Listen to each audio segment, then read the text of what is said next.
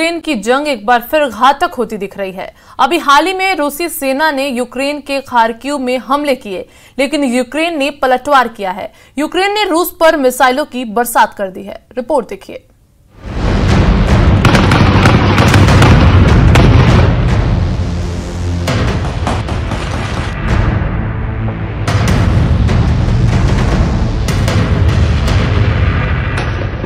गोलियों की आवाज, मौत बरसाते ये आतंकवादी, इन तस्वीरों ने रूस में कोहराम मचा दिया है। आतंकी हमले की ये तस्वीरें रूस के दागिस्तान की हैं। गोलियों की तड़तड़ाहट से पूरा इलाका गूंज उठा। हमले के बाद यहां के दबरंद इलाके में 2 जगह हमला हुआ। पहले आतंकियों ने यहूदियों के पूजा स्थल सिनेगॉग को टारगेट किया और फिर चर्च पर भी हमला किया। आतंकियों के हमले के बाद वहां आग लग गई। दावा है कि अटैक के बाद हमलावरों को एक कार में भागते देखा गया। आतंकियों ने एक और सिनेगॉग पर भी गोलियां चलाईं। उस समय वहां कोई नहीं था।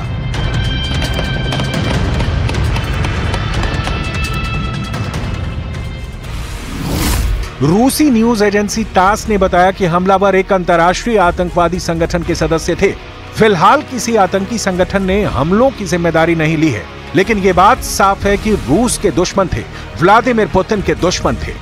हमले की लोकेशन, हमले के हालात, हमलावर कैसे भागे, हमलावर कहां-कहां एक्टिव हुए, इस वक्त रूस की सिक्योरिटी एजेंसियों ने मास्टरमाइंड की तलाश शुरू कर दी है और इसमें कोई शक नहीं कि पुतिन उसका अंत जरूर करेंगे।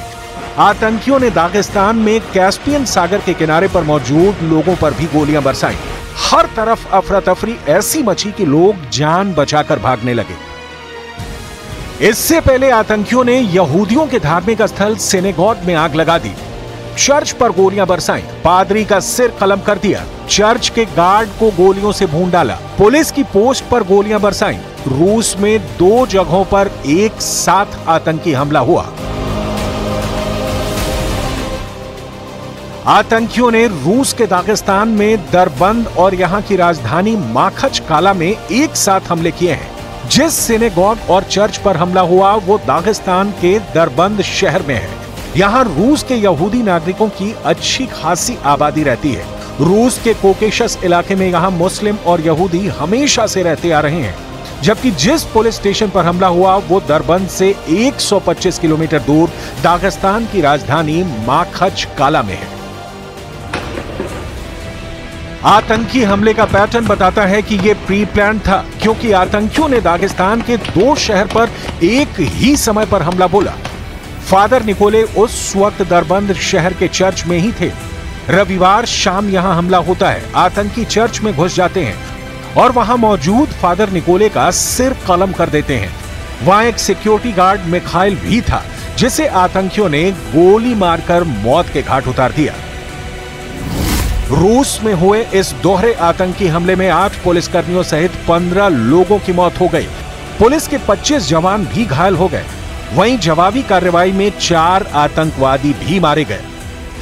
रूस की नेशनल एंटी टेररिज्म कमेटी इस वक्त बहुत ज्यादा एक्टिव है। दागिस्तान में आंतरिक मामलों के मंत्रालय ने कहा कि हथियार बंद लोगों में एक ग्रुप ने सिनेगॉग और चर्च पर गोलीबारी की। इस दौरान काउंटर ऑपरेशन में 4 आतंकियों को मार गिराया गया। कुछ भाग गए, जिनकी तलाश में दागिस्तान का चप्पा चप्पा खंगाला जा रहा है। Сегодняшний день для Дагестана стал днем трагедии. И не только для Дагестана, а для всей нашей страны. Беспрецедентные по своему цинизму были совершены сегодня террористические акты в отношении культовых объектов. В столице Дагестана, Махачкале, и древнейшем городе Дербент. दागिस्तान ने हमले के पीछे यूक्रेन और नाटो देशों को जिम्मेदार ठहराया है। दागिस्तान के नेता अब्दुल खाकिम गदजिएव ने टेलीग्राम पर लिखा, इसमें कोई शक नहीं कि ये आतंकी हमले किसी न किसी तरह से यूक्रेन और नाटो देशों की खुफिया एजेंसियों से जुड़े हैं। इसमें कोई शक नहीं कि इस हमले का वीडियो देखकर पुतिन का खून खौल रहा है। पुतिन बदला लेंगे, इसमें कोई दो राय नहीं, लेकिन सबसे पहले वो देखेंगे कि इस हमले के पीछे कौन है।